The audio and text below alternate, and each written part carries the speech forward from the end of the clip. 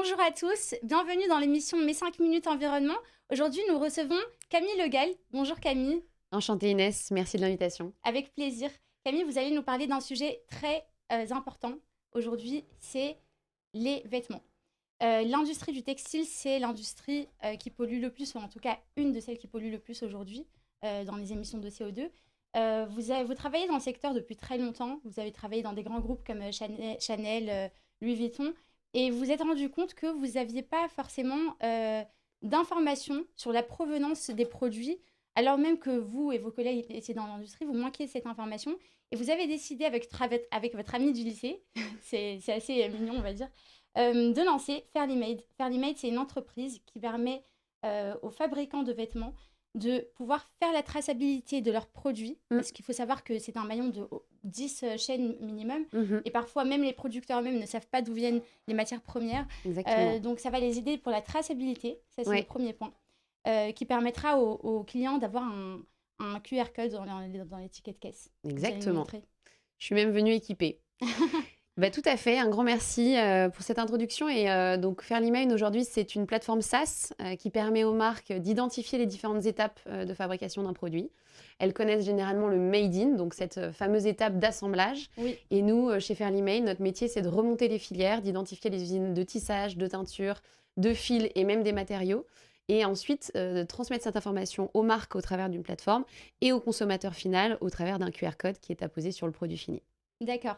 Et vous avez aussi une autre activité que vous proposez aux entreprises, c'est de les accompagner. Donc de les accompagner dans toute cette démarche, parce qu'une fois qu'ils ont vu qu'il y a des problèmes, il faut une solution. Et la solution, c'est ce que vous proposez, Mhm. c'est de les accompagner Le dans cette calcul. démarche écologique. Comment Exactement. ça se passe?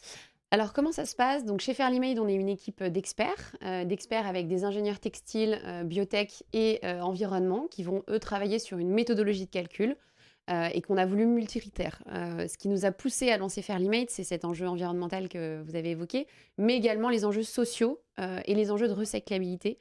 Donc, les 5 indicateurs qui ressortent d'une méthodologie Fairly Made sont la traçabilité, l'indice social, environnemental, la recyclabilité et la durabilité.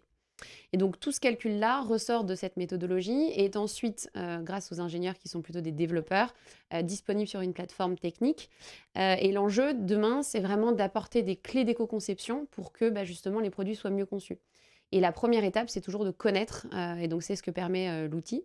Et ensuite, au travers de, de ce calcul multicritère, de montrer justement les aspects les moins bien notés d'un produit.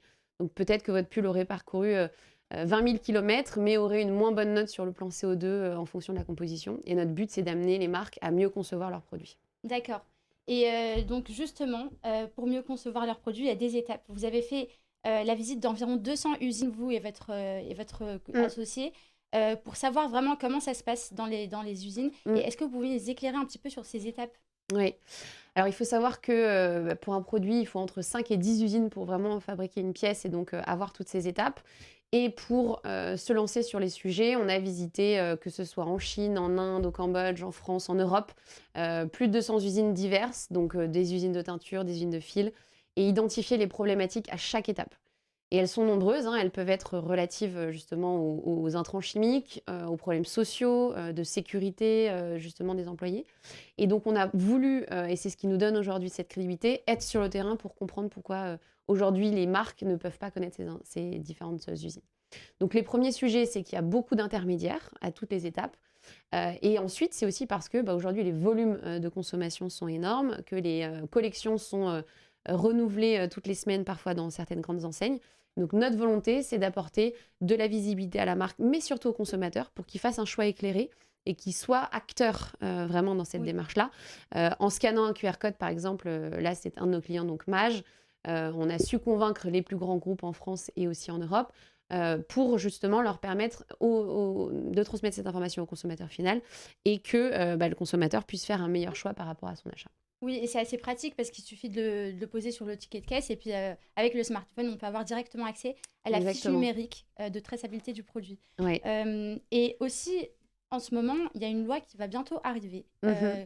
Les entreprises vont être très concernées par cette loi parce Mm. que ça va les contraindre à indiquer la traçabilité des produits, Mm. des articles. Et vous allez pouvoir justement aider les entreprises à pouvoir accompagner justement Mmh. le consommateur dans cette traçabilité. Est-ce que vous pouvez nous dire un mot par rapport à cette loi qui arrive et votre rôle que vous pourrez jouer là-dedans? Ouais, complètement. Bah, donc on a lancé, Fairly en 2018 et on était, peut-être, 2 avec cette idée de pouvoir apporter cette information au consommateur final. Aujourd'hui, dans l'entreprise a grandi, on est 40 et on a su convaincre, plus de 50 marques, de grands groupes à, suivre cette méthodologie et c'est vrai que la France, l'Europe et d'autres pays tels que les États-Unis, rejoignent ces notions. Donc c'est ce qu'on appelle le bon time to market, à savoir avoir une idée qui correspond à ce qui va se passer ensuite, dans les réalités économiques et aujourd'hui réglementaires.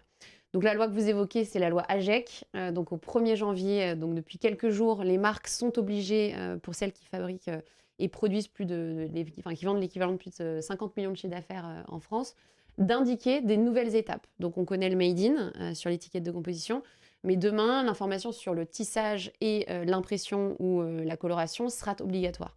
Et ça, c'est un pas de géant, parce qu'en Oui. fait, on réalise peu que par exemple un made in parfois ne peut pas couvrir toutes ces étapes-là. Et donc c'est essentiel pour que le consommateur commence à avoir un nouveau volet d'information sur son produit fini.